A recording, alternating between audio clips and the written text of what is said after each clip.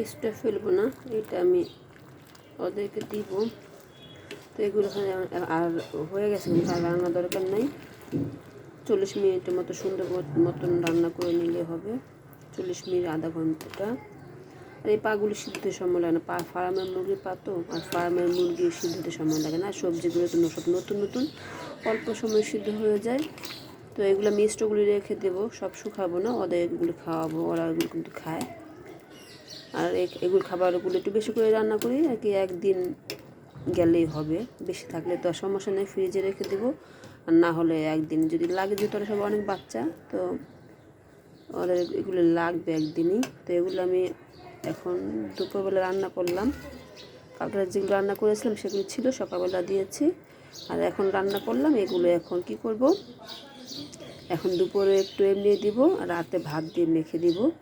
তো রাতে ভাত দিয়ে মেখে দিলে দেখাবো। আর এখন ঠান্ডা হলে এইভাবে দিব। ওদের এখন ছাদে নিয়ে রোদ খাইয়ে পরিষ্কার করে এনে তারপর খাবারটা দিব, এতে করে এগুলো ঠান্ডা হয়ে যাবে। ঠিক আছে, ঠান্ডা হোক।